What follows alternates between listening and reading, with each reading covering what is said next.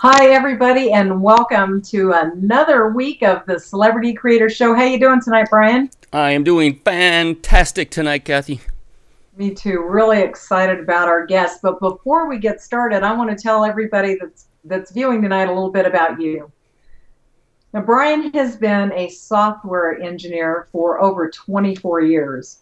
And part of that talent and that experience lends to what you see here on our show every week because Brian has set up the graphics and does all the magical stuff behind the scenes that I'm not so adept at. Thank goodness. In addition to that, Brian was a co-owner of a multi-level marketing travel-based business for 6.5 years, so he brings a lot of that experience to the table. Also is a speaker, working on a book together. So I'm going to say we're an author. Is that kind of like pre-authorish? I'm not sure. Carol, you're going to say, is that a word? It is. I came up with another word tonight. In addition to that, Brian is also very adept at social media, has been involved with Twitter for a long time, Facebook, LinkedIn, and we're excited about that because we have an expert on with us tonight as well. Also, Brian has worked on our membership site that you've seen if you've gone to celebritycreators.com. In addition to that, he is just a great guy, a man of integrity and character, and I'm so glad to call him and proud my friend and my business partner. Brian, welcome to the show tonight. My goodness. Thank you so much, Kathy. And wow, that was like too much. I'm gushing. Thank you. Thank you. Over the top. My goodness. We always have this little competition going. So here goes. Oh, come on.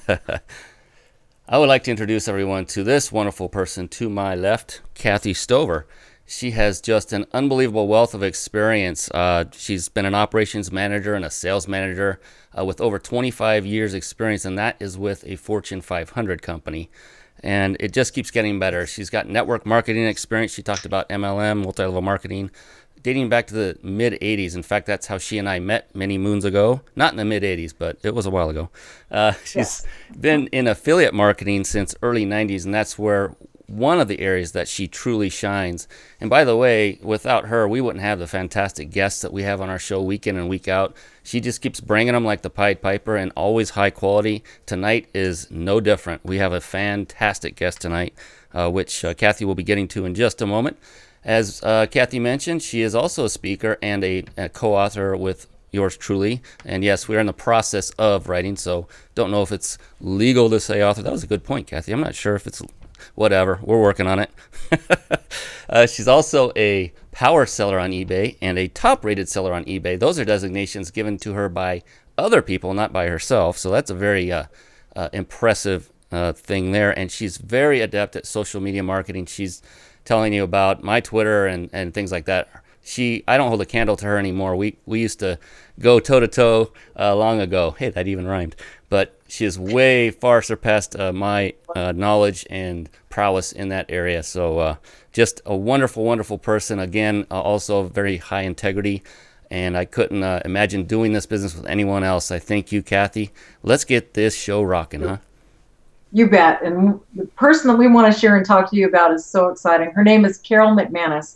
And Carol has enjoyed a long career in the real estate industry, serving in various roles of management, executive leadership and operations, as well as training.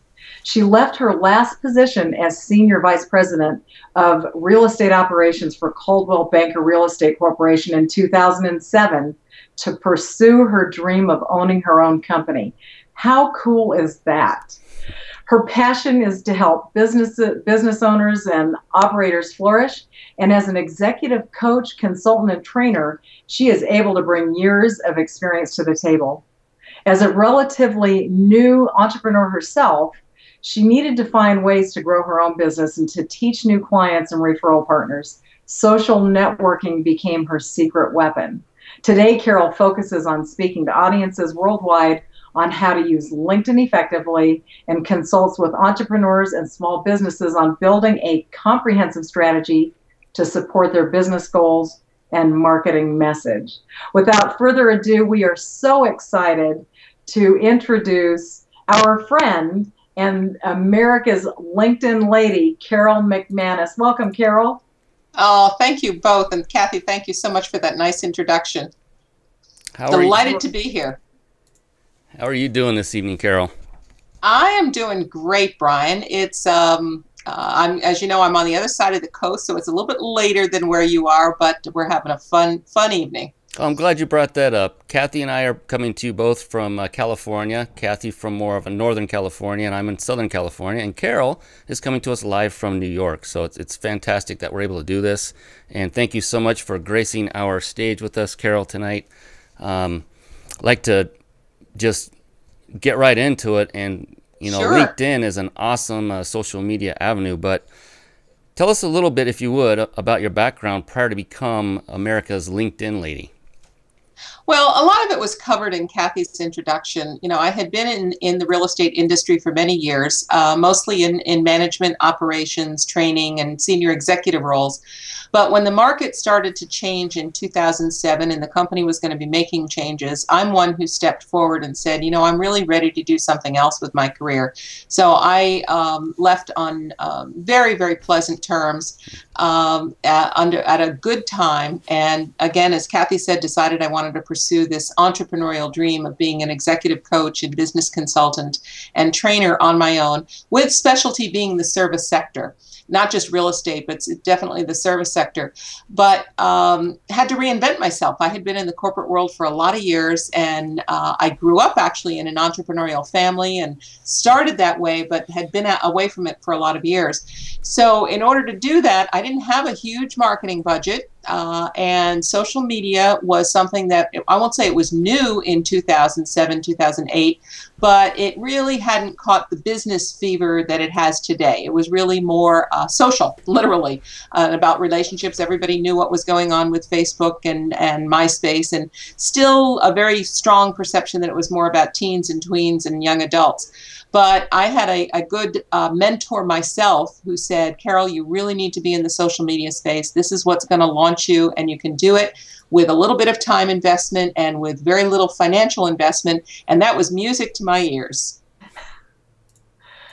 I love that. And in fact, I want to kind of share for those who may not have noticed, I thought this was so cool that you came up with the title for the show, Linking, Friending, Tweeting. Oh my, that is so cool, because you are known as America's LinkedIn lady, but that includes and encompasses all of those other things as well. You're very adept at all of them.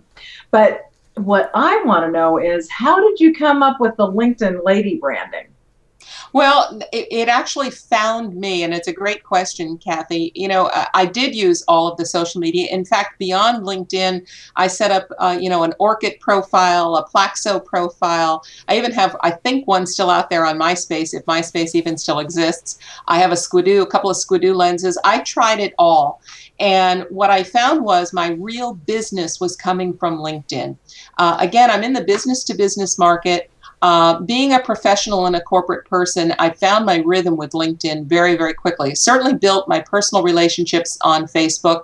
Twitter took me a little while to figure out how to use Twitter to my advantage, but LinkedIn was a natural fit for me. And what would happen was, and the way I sort of shifted from just my core business, which is, I don't think I mentioned, is Why Wait for Success is the name of that business, which is the coaching, consulting, and training business.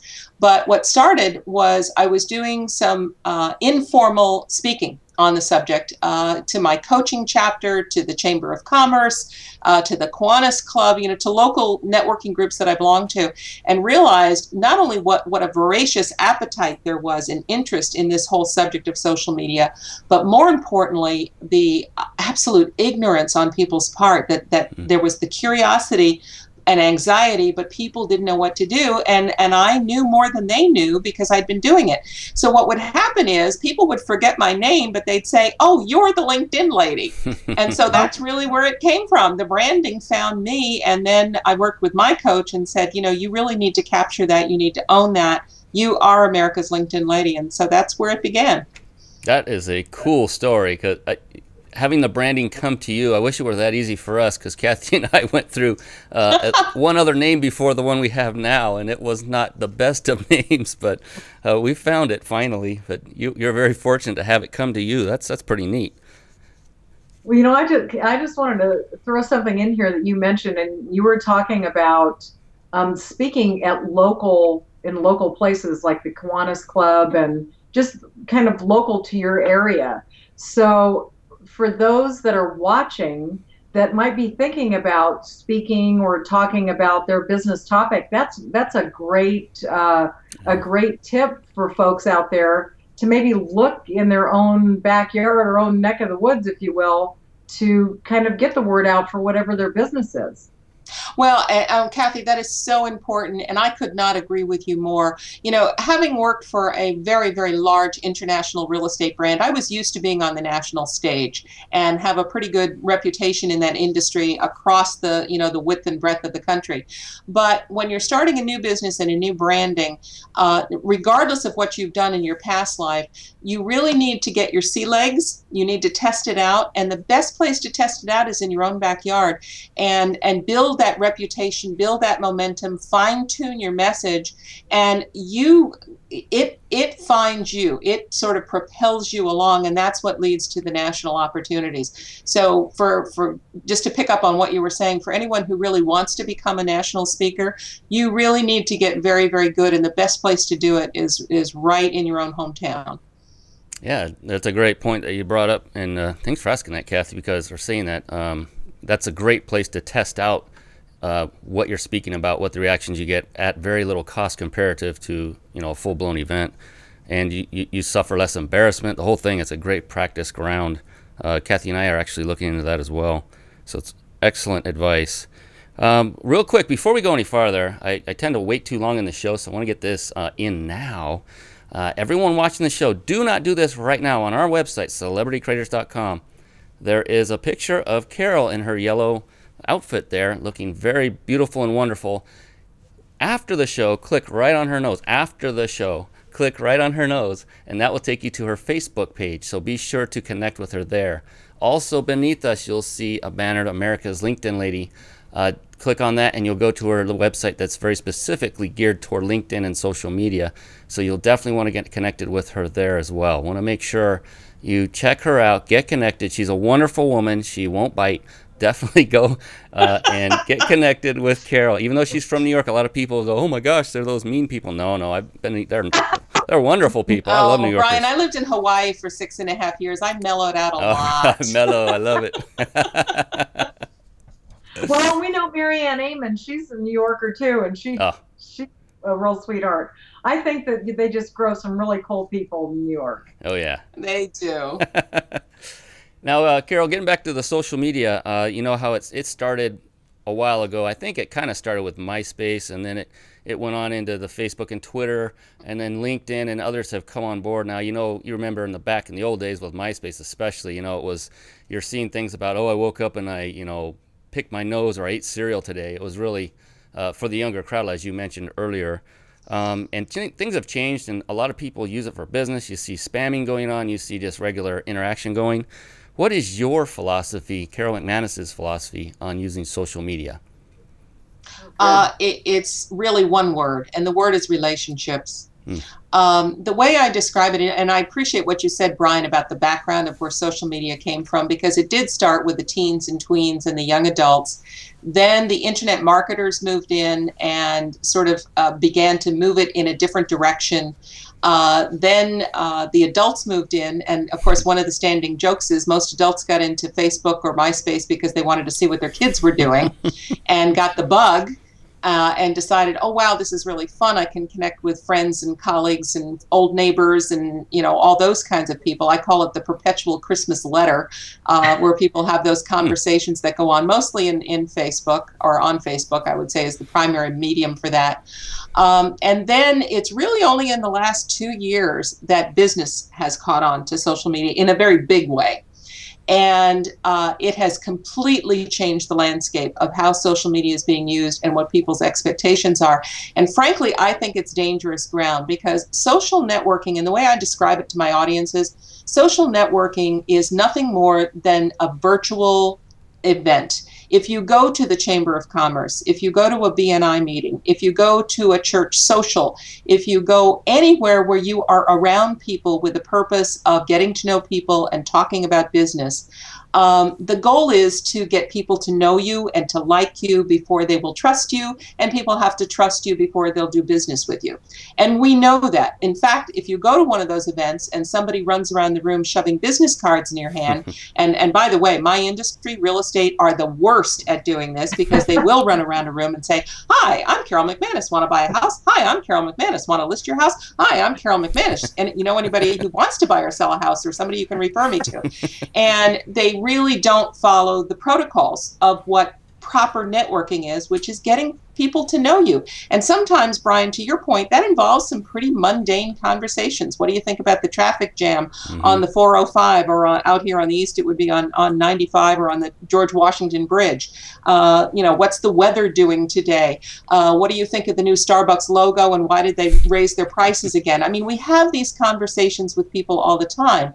And when you get into social media, you want to take that same skill set and build relationships and let people get to know you, because they have to know you before you have earned the right to sell to them.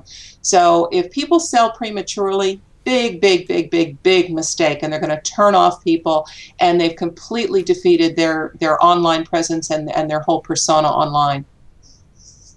Yeah, I so agree, and we've seen kind of a change in that. We were talking a little bit about it before we went on air tonight. But there's a constant change in social media, and even how it began a couple of years ago from what it is today, and how you mingle and connect has changed. But I think you're right. When you look back, maybe even 18 months ago, and I know Brian will remember, when you were involved, and we were quite heavily involved at that time with Twitter, there was more of the I'm walking the dog, I'm at Starbucks, that kind of thing. And then it was like the affiliate marketers kind of started sniffing it out, and you started seeing bogus accounts coming up and just being slammed by all of this information, buy. And nobody was really creating the relationships. And then it started changing in Facebook at that point too. Not so much the conversational part of it, but people started slamming a lot of the buy from me. And I think that was transitional too, where it was like, oh my gosh, I need to create relationships so that people can know, like, and trust me before you can move into the big business segment. So just phenomenal the way it has moved back and forth. So very well put, for sure. So one thing that I wanted to ask you about, and we talked about this before we went on air too, besides LinkedIn, what are some of the other social media avenues or sites that you're involved in? Well, for me, the big three are LinkedIn, Facebook, and Twitter. And I use all three of those very, very regularly. LinkedIn, again, is my sweet spot, because I am in the business-to-business market, or what you consider a professional in the business-to-consumer market. When I consult, however, I really sit down with a client and come at it from a very strategic standpoint. And the site that's going to be right for them as their primary site is really going to depend on who their target audience is. So if you're in the business-to-consumer market direct, there's no question that Facebook is probably the preferred site to be. Twitter is usually part of the mix, and you guys probably know this as well or better than I do.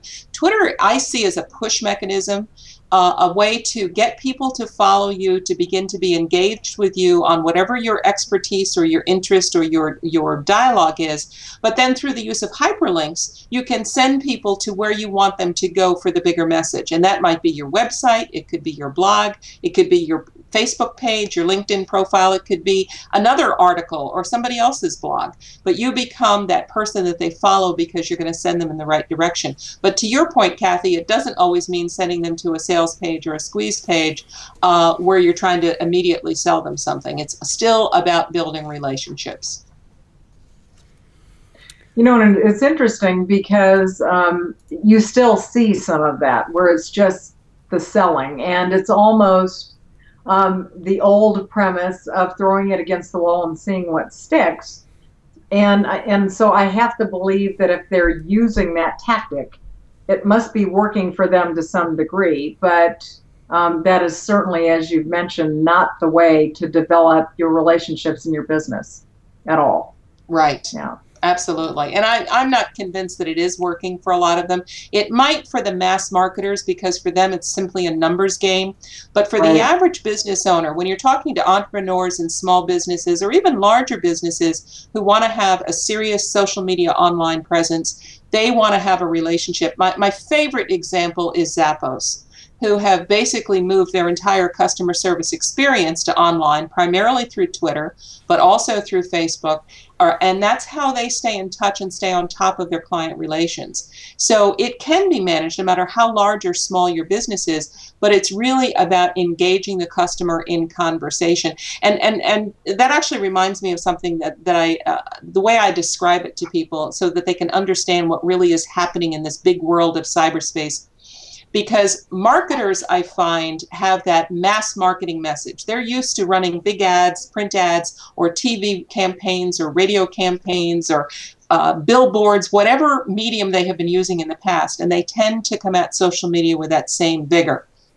Very different in social media. Social media, while it may be a big message, it's you as one human being sitting at your computer, at your keyboard, and somewhere out there in the world, another human being sitting at their computer and at their keyboard is going to resonate with your message and going to respond back to you. And at that point, you're talking about a one-on-one conversation. And when you get that in your mind, then social media becomes magical because now you've really connected with somebody in a way that you can't do with a billboard, you know, on Interstate 95 or at the entrance to the Lincoln Tunnel. It's a whole different experience. Hey, Exactly. Carol, real quick, could you please talk? Oh, no, you just came back. We have Carol live once again. Hooray. There she is, everyone. Did you lose me, Brian? We missed Yeah. you. You were getting a little stoic there, so. Uh-oh. Uh-oh. That's fantastic. You've gone over many things that people should do, the differences between different types of marketing. Now, in your coaching and all the experience you've had in social media and those avenues, what are you finding that are the biggest mistakes people are making when it comes to the social media as an approach for business? That's a good question, Brian. And, you know, I think it really comes back to my corporate DNA and my own marketing background. And it really starts with a clear vision of how you want social media to serve you. That's a really fundamental question. You don't just go out there and start blabbing. And Kathy, I loved what you were saying earlier about Twitter. You know, it's like I'm having chicken for dinner and I just walk the dog. And certainly those types of conversations and that chatter does take place. But it really is, how do you want social media to serve you and how do you want to be perceived? In writing, for anyone who is in writing, and you guys are in the middle of authoring your new book, you establish a voice. And that's really what you're doing in social media. Your personality is going to come through. So back to Brian's question of what mistakes are people making, it's not having a clear vision and then really understanding that you're building your personal brand online. Now, the personal brand is extremely important on LinkedIn because it's all about you personally. When you move to Facebook and Twitter, it can be you or it can be your company or a combination thereof. But whatever it is, you need to clearly know how you want people to connect back with you. And once you get that, once that foundation is laid, then the communication flows from that and it becomes really, really easy. But if you don't take the time to figure that out first, then everything else is going to sort of never materialize and never really come together. And I think there certainly needs to be a rhythm to all of it. Wouldn't you agree? And a blueprint, if you will. To go from point A to point B, if you're going to utilize, which you almost have to now, utilizing social media in your marketing and branding efforts. But if you do not have a plan and you do not have a strategy or somebody to work with, like the kind of services, Carol, that you provide, it becomes very scary and overwhelming and almost too much to deal with because it's different. First of all, we're taking a lot of our brick and mortar business and industry and moving it online. So just that transition alone is frightening. And without an expert like what you provide, Carol, for somebody to lay that kind of strategy and that information out for them, it can become a very cumbersome and overwhelming experience for sure. I agree. But So with that being said, you have a program that works for 17 minutes a day. So you work your social media 17 minutes a day. How the heck do you do that? Yeah, I want to know that too. Well, first of all, I don't tweet all day. Okay, I'm not obsessed with tweeting, and I sort of made a conscious decision at the beginning that I wasn't going to do that. But I'm going to sort of share a dirty little secret about the unplanned success that I had with social media. I mentioned earlier that I had a mentor, you know, that really pushed me into this and said, "Carol, you have to do this to get yourself established." And I took him seriously. I believed he knew a whole lot more about it than I did. But I still wasn't quite seeing it, but I'm a very disciplined person. So what I would do is I would do my social media early in the morning before the phones would start ringing or appointments would start happening. At the same time, when most of us, when we get to the office, we'll go through yesterday's junk mail, we'll finish the emails that we didn't get to, we'll clean up our desk and sort of get ready for the day. That's when I allocated time to do social media. And I found that my rhythm was to spend somewhere between 15 and 20 minutes a day.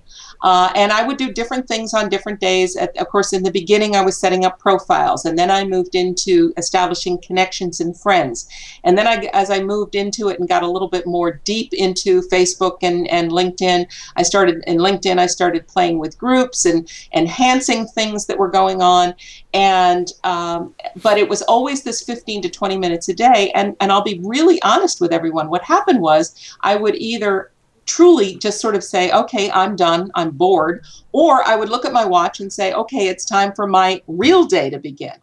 And when I was embarrassed to say that at first, and then I realized, no, there's something to this, because I did that systematically and very diligently 5 days a week. And that's another thing with me. For the most part, I don't do social media on the weekend. That's my family time. I have other things, and I treat it as part of my business. So the 17 minutes is just the average of 15 to 20 minutes a day, 5 days a week, and I did that diligently and with absolute consistency. And I truly believe, Kathy, that it was the consistency that began to pay off. And that's now how I guide people of how can you invest 17 minutes a day and commit to it, sort of like going on a new exercise plan and saying, hey, I can walk for 20 minutes and I can commit to that.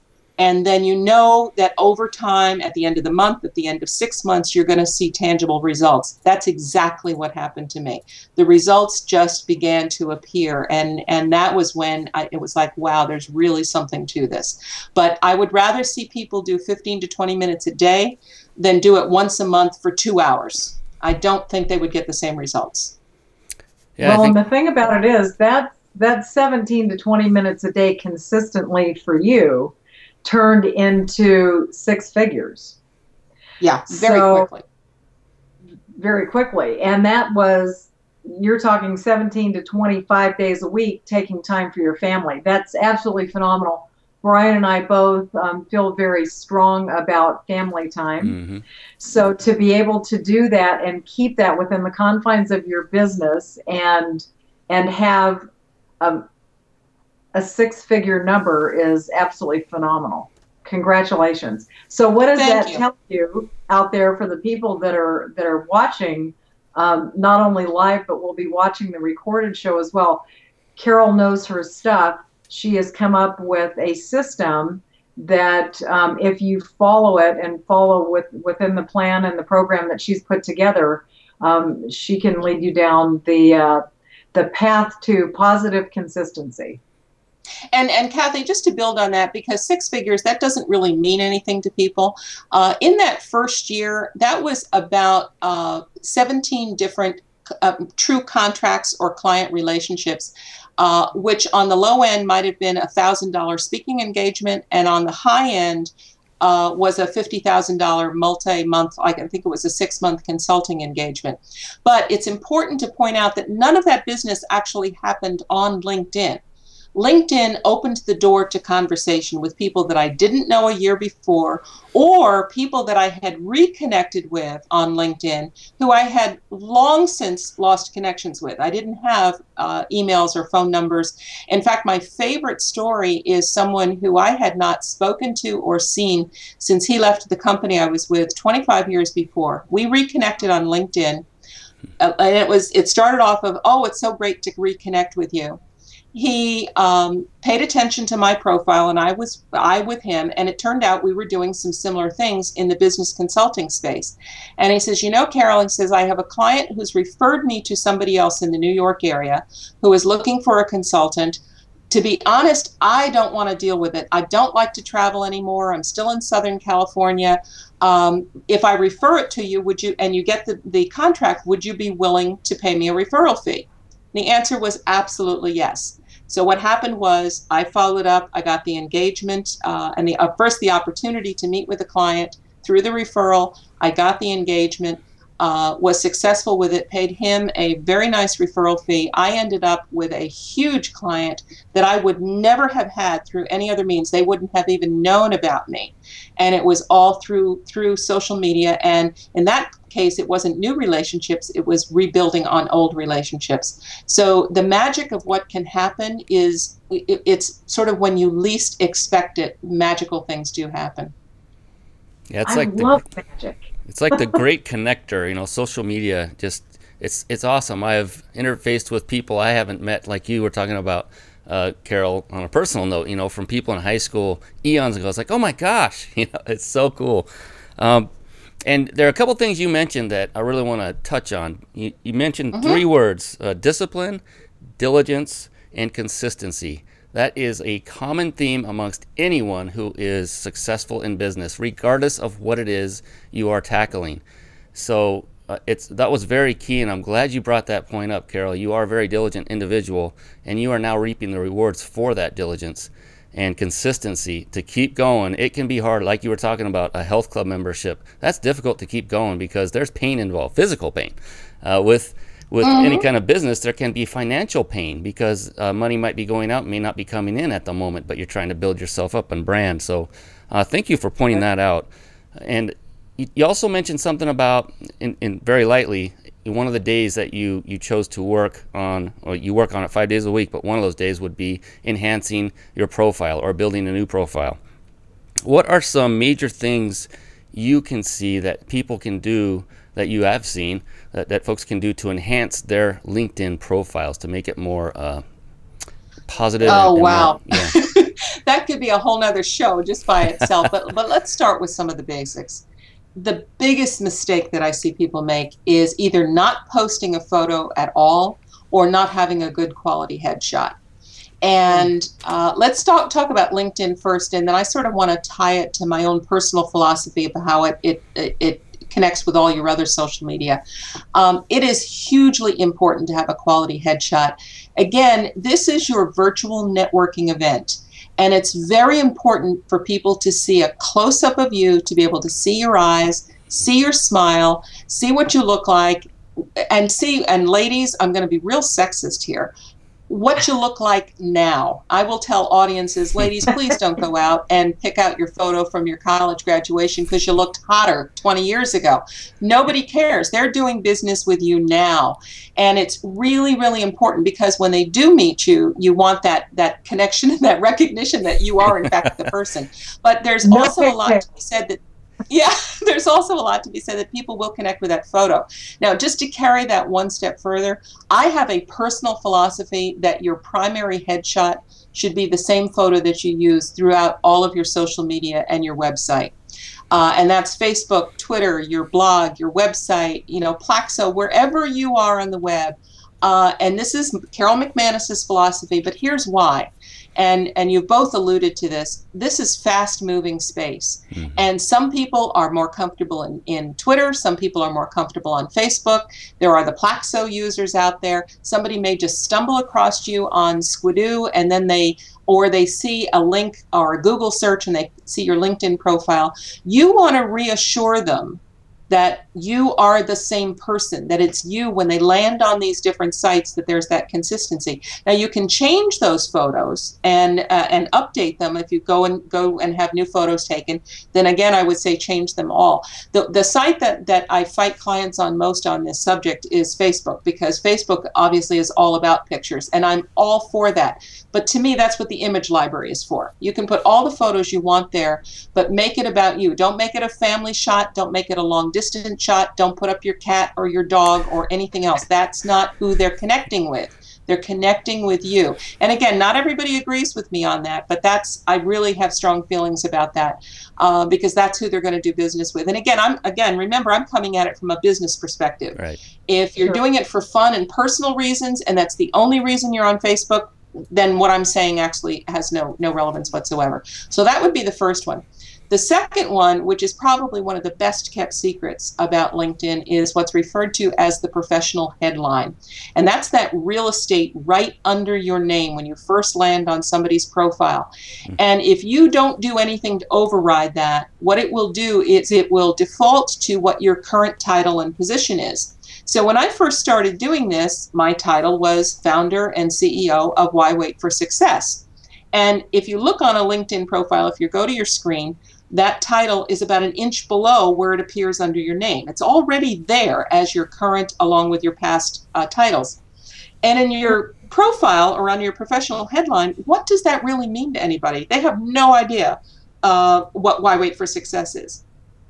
So what I advise clients is to go in and override that. We all know, I think, today what an elevator statement is, or what your mission is, how you want to connect with people, how you want people to connect with you. So you go in and you have about 200 characters to override that, and you put down a statement that says what you do and how you serve your publics. In mine, and this is paraphrasing, but mine basically says consulting with businesses and entrepreneurs to be profitable using social media and contemporary marketing. So people can self-select. They can see that and say, I'm a consultant, I work with businesses and entrepreneurs, I want them to be profitable. If they're interested in social media and contemporary marketing, then maybe this person might be able to help me. I have one single goal with my professional headline, and we all know the word in the internet space called stickiness. Everybody, when you talk to a web person, they'll say, you want people to stick. That's my goal on when they come to LinkedIn and my profile. I want them to stick long enough to read that sentence and then scroll down and say, maybe I need to know more about this lady. Maybe she can help me. That's all I want to do. They'll still see that I'm founder and CEO of Why Wait for Success. They'll see that I'm America's LinkedIn lady. But I wanted to tell them the why behind that and what that means to them. Thanks for sharing. Those are the two biggies. Yeah, thank you. That's awesome. Now, let me ask you this. You were talking about a headshot so that you can see. Do you have any tips on that? You know, just sit at home and have somebody take it of you just as long as it's crisp and clear, or? Yeah, this doesn't require a special appointment at Glamour Shots or go into the JCPenney studio. If you can do that and you want to go have professional shots taken, certainly I would encourage you to do that. But cameras today are so sophisticated. Everybody owns a digital camera or a phone with a fairly decent camera. You do want to get a close-up. You said something important, Kathy. You want it to be crisp and clear, have a background that's not going to compete with you, you know, where there isn't a lot of stuff going on in the background. But basically, and again, they can take a wide shot and then you can crop it down to get that, you know, that tight headshot, because that's what you're really looking for. You want people to zone in and say, oh, that's what Carol McManus looks like. That's what Kathy Stover looks like. That's what Brian Kelly looks like. That's what you're looking for. So that when you walk into a room, you have that instant recognition. Well, you know, I love that, how you throw the tip out there, make sure it's current. Yeah. Because there have been more than one time that I saw a photo of somebody, and when I saw them, I was like, holy smokes. They did not look the same. They were a tad older. And I mean, I think that's fun if you're doing, like, you know, high school home week or something, but it was just a little bit creepy. Yeah, it is a little bit creepy. And I think, again, that may go back to my real estate background, because realtors historically were probably the industry that uses photos on business cards more than any other industry. And it was so frustrating to teach realtors that, while they may have had a very attractive photo 20 or 30 years ago, when you go up and knock on the door and say, I'm here to do a listing presentation, and they go, well, who are you? And it doesn't match the photo that they've seen in your advertising. That's not a good thing. And I was picking on the women, and I said it was sexist, but you know what? It applies to men too. Sure. So if it's the amount of hair, the facial hair, the glasses, the no glasses, the 20 pounds lighter, the 20 pounds heavier, whatever it is, I mean, this is what they're buying. Okay, what you see right now is who they're going to be doing business with today. And I think people, if there's one thing YouTube has taught us, it's the fact that you don't need to hide behind who you are. You are who you are, and just rejoice in the wonderfulness of that and let people connect with that, because that's where that authenticity and that transparency, which is so critical to social media, really comes through and really resonates with people. Yeah, it's actually more beneficial to show who you are now, like you're saying. I mean, to hide behind what you used to look like. I mean, we all want to stay young forever, but to do that, like you've been saying, that would just kind of derail people, and they won't know, like, I think I know. Wait, you didn't have those wrinkles last time on that other picture. Well, and remember I said people have to like you before they'll trust you, and they have to trust you before they'll do business with you. If they begin to like you, and then they have this, as you said, Brian, this disconnect between what they saw online or read online, between the real you, you've just now broken the trust. So the business will never happen. So you're absolutely torpedoing your own efforts for what you want to accomplish by doing that. And it seems like a small thing, but I'm continually amazed at people who do that. And regarding or don't put up a photo at all. So we're saying, Sally, the 80s big hair glamour shot ain't gonna cut it. Yeah. And guys, time to put it away in the reunion drawer. Yeah, ditch the mullet, guys. Let's get it back to the way. Yeah, there you go. But on that note, on the headshots, thing that I like, and I agree with too, I like congruency. I really feel if I move from one social media site to the next, and I see the same colors, the same picture, everything, it just gives me personally a level of comfort, and I feel like, oh yeah, I know them. So it's kind of a feel-good level of comfortability and openness. So I agree, and I think not just the headshot for me, in agreement with you, but also the whole color thing and everything, that it all just transfers and kind of moves in together. I really like that a lot. You're absolutely right, Kathy. That's sort of this whole, your personal branding is sort of like corporate branding, and I can remember one of the examples that I used to give in teaching people how to market when they're affiliated with a national brand, which we were. And people would fight that and say, well, I want to have my own personal brand. And say, well, would you go out and buy a McDonald's franchise and paint the arches purple because you happen to like purple better than yellow?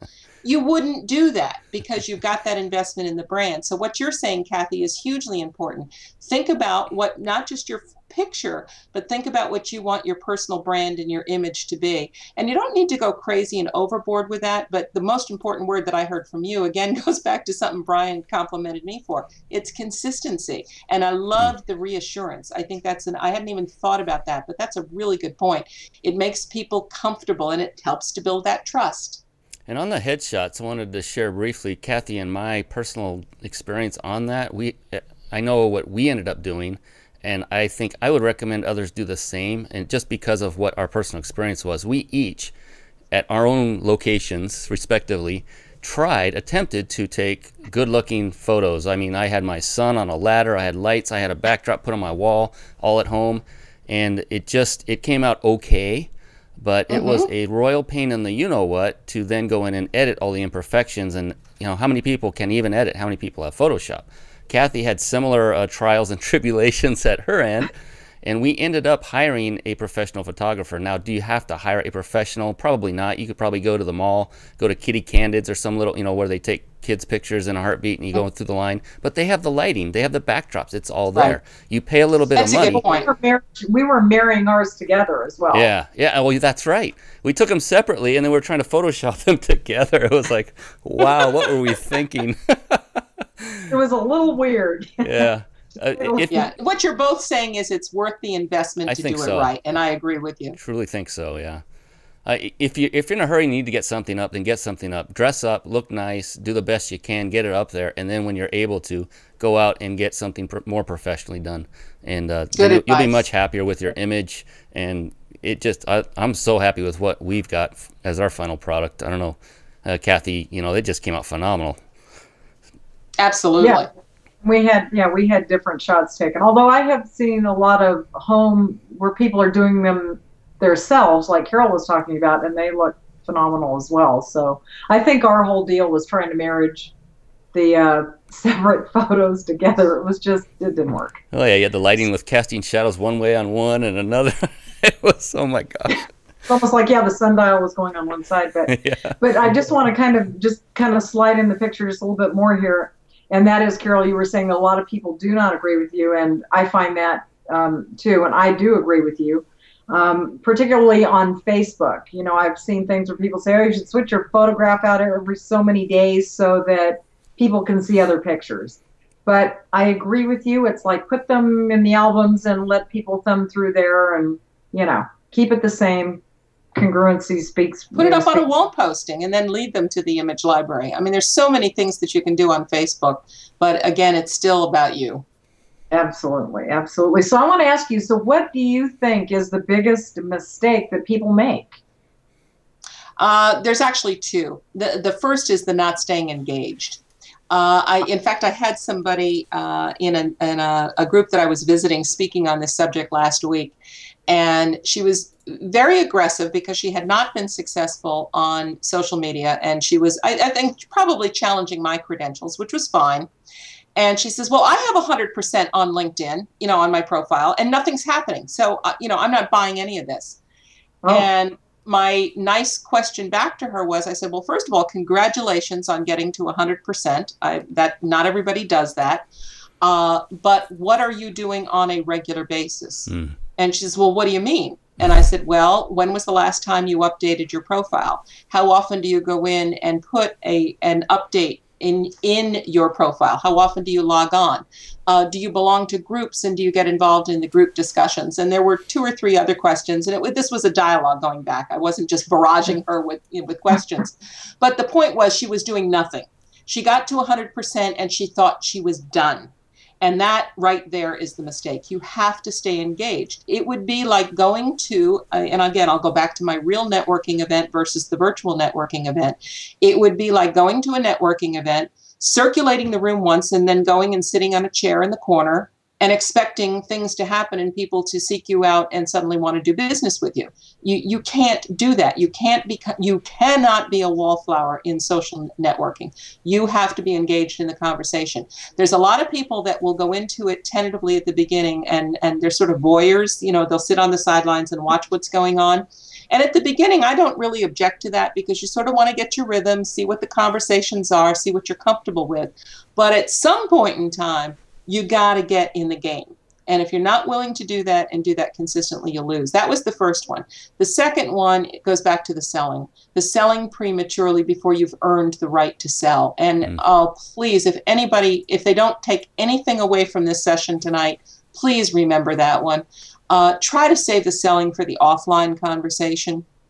It's fine to send somebody to your website or to your blog, because they can get a whole lot more information about you and learn more about you. But don't send them to a squeeze page or an opt-in box or a sales page where they're going to be forced to make a buying decision. You haven't earned that right yet, not from social media. You can do it once in a while if that's your primary business, but you need to offset that with engaging, interesting conversation, because you're a real human being. Mm. And when you do that, you're not going to see the results. It's much better. Again, the ultimate business takes place when people connect with you and trust you. That's incredibly good advice. And you know, this doesn't this just mirror what we've been through, Kathy? You know, how we were selling everything to anybody and it was all someone else's stuff, you know, affiliate marketing, which is a good thing. But we were continually branding, helping to brand other people. And we made the conscious decision together to stop, put on the brakes, and brand ourselves and do exactly what you're talking about, Carol, which was put a brakes on selling. Stop, quit, enough. And brand yourself, take that time to invest in yourself, in your brand, in your image. And then people will then become, you know, get to the point of knowing, liking, and trusting you to the point where you do earn that right to now, hey, I have a business over here. Why don't you come take a look at my wares, you know, after you've established that rapport. And it's exactly the same things happen to us. And it works. It works. And it's the way to do it. It's a relationship business, or all businesses are relationship. So excellent, excellent tips and points, Carol. You know, the other thing she said, the word that sticks out in my mind, she said it's just like magic. It just happens. So if you stay engaged and you do all of those things, magic happens. It just does. It really does. But to get to the magic, just so people understand, it takes effort before you get there. There is no easy button. Come back to that. Yeah, that daggone E word or W word work, you know, but you know, it takes diligence, consistency, as Carol has demonstrated, to get to any point of success. There is no easy way into anything, no matter what people have told you. I mean, we've been around the block, all three of us collectively. If that exists and one of you is holding out, I'm going to find you wherever you live. I know where you live, Kathy, and you know, we're gonna have a talk. But it doesn't exist unless you inherit something. It takes effort and consistency and diligence, as Carol has pointed out so well. Okay, this is a question. This is a great question I want to ask you that you guys have put together. That, you know, there are a lot of people that use a lot of different types of social media avenues, and I have personally been asked this very question as well. And it's a good question. It's very appropriate. Who should use LinkedIn and why? Because it is a different animal. It's quite different than the other main social media outlets out there. It is, and it is so overlooked because we know all the noise today is about Facebook and Twitter. And by the way, one thing we haven't said, and three of us certainly know, and I'm sure many of our listeners do, is that a year from now, 2 years from now, we could be talking about all different sites. Yes. That's how fast things do change. But right now, in today's world, LinkedIn, Facebook, and Twitter, and YouTube would be the other one from the video side that I would throw in the mix. But why should you be on LinkedIn? Every adult in the professional world needs a LinkedIn profile, regardless of who they work for or what their business is. Here's why. LinkedIn has absolutely transformed social media for professionals. It's the go-to place to check people out. And I will guarantee you, while we're on the call tonight, one of us is being checked out, or people that are listening to this or watching this live are being checked out. And my philosophy is, if you don't have a complete and engaging profile on LinkedIn, you just planted a big giant L on your forehead, because it could be a potential employee, it could be a potential employer, it could be a vendor, a consultant, a partner, an investor, a client, a customer. I mean, pick a category. Everybody in the professional world wanting to know more about you is probably going to go and look at your LinkedIn profile. There's a perception that only recruiters and HR professionals or hiring managers do that. Absolutely not true. The three of us are going to get checked out as speakers. If somebody wants to hire you for business, or hire you as a consultant, or think about bringing you in, or investing in your company, again, that every category of person is out there. I call LinkedIn the new 19th hole of the business world. And we all know the old metaphor that all the deals were done on the business course, or on the golf course. Not literally on the golf course, but usually when they got to the 19th hole, and that's when the business deals were struck. Yeah. Well, in my humble opinion, LinkedIn is the new 19th hole. It's where the business begins to be transacted, because again, it's a place where people can get to know you in a different way than they do on Facebook and Twitter. Twitter, you have virtually a skeleton of a profile. Facebook, you can put some information out there, but it's not constructed as uniformly as it is on LinkedIn. There's a consistency and an understanding of how LinkedIn works. And there's a reliability and a trust because of the way recommendations are protected on LinkedIn. So the social proof that goes with your LinkedIn profile is protected. You can't write it, you can't edit it, and the person who does write it has to themselves have a profile that the person can check out. So all these things together make it the go-to place where people are going to find you. So whoever you are and whatever you're doing, please make a promise to yourself that you'll work on your LinkedIn profile. Beautiful. I promise. I will. Absolutely excellent, excellent advice. And I want to throw something in the mix as well, talking about social media, because inadvertently, that's how we met you. Because Brian and I got connected to Craig Duswalt through social media via an event. So it all started with social media, that Brian and I attended an event, that we met Craig, and therefore we met you because you were at Craig's event, Craig Duswalt. So social media played a part in all of that. And we have continued to stay connected with you, Carol, through social media channels as well. Absolutely. So it is extremely, extremely powerful. And the information that you just gave on the LinkedIn profile and what you should put together and why you should have a presence is extremely, extremely important. Now, how can people get a hold of you directly? Brian had mentioned the nose to go to Facebook and the link, but what do you want to share with us as far as a website, maybe a phone number? Well, it's probably the easiest website in the world to remember. You don't have to remember my name. All you have to remember is LinkedIn Lady. It's the LinkedIn Lady, or not the, LinkedInLady.com. Or if you are desperate to talk to me soon, I am very, very accessible. You can always call me on my office number, which is area code 203-286-8760. And I'll repeat that one more time. It's 203-286-8760, or go to my website, www.linkedinlady.com, and you'll just hit the contact me button and you can get directly in touch with me. But I would love to, chat with your visitors and your viewers. If I can help them, I certainly would love to do that. And I wish everybody a lot of luck. Social media is the place to be, and you'll meet the most amazing, wonderful people all over the world. These are not just people that are in your old Rolodex, but people like you and Kathy and Brian, who have come into my world, who I never would have met without social media.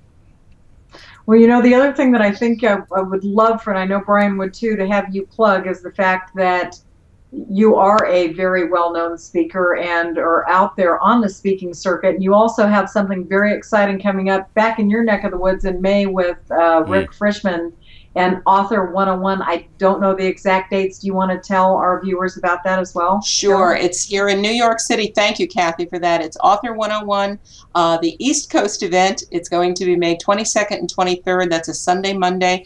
It's a limited event because of the location, so there's only 110 seats. So if you are interested, you can get that through my site, or you can go straight to author101.com and register there. But that's going to be a phenomenal event, helping both current and aspiring authors and how they can tie it. But of course, I'll be talking about how social media can serve. I've actually done a fair amount of social media consultation with best-selling authors, so that's sort of my link to all of this. Plus, I am an author myself, so it's all connected. We're in an interconnected world, guys. It's all linked. Love it, love it. Well, I got to tell you this. You know what? I say this every week, Carol. Absolutely, it was a phenomenal show. And before we know it, the end of the hour comes and we are at that point again. I just want to tell you from the bottom of my heart, thank you so much. I am so thankful that social media brought us together as it did, and that we were able to spend this time with you, and you share all the phenomenal knowledge that you have on LinkedIn with all of our guests and people that will view the show long after it's off the air. But thank you so much for sharing the tidbits about the importance of the profile and the headline and all of those things, and the fact that they can get a hold of you. But I just want to tell you, it's been delightful spending the time. Brian, Tuesday night with you again, awesome, just like always. I'm going to send it back to you, Brian. Yeah, right back to you, Kathy. It's always a wonderful experience each and every night. It seems to get better every week. Carol, thank you so much. And You know, Show 60. Show. It's 60. It's our 60th show. That's like American Idol. Dial 6. 1 5. Dial 6. I love it. Thank you both. It was great fun. 60. But yeah, wonderful show tonight, Carol. Thank you so much. And for all those watching, it's almost that time to go click on her nose and that banner beneath. That's where you can see where she's going to be speaking in New York, for one thing. In addition to that, for all of you that made that promise of updating your profile right after this show, don't delay. Go on over to your LinkedIn account and update that profile. Change that title. Excellent. Thank you so much once again, Carol. Any parting words?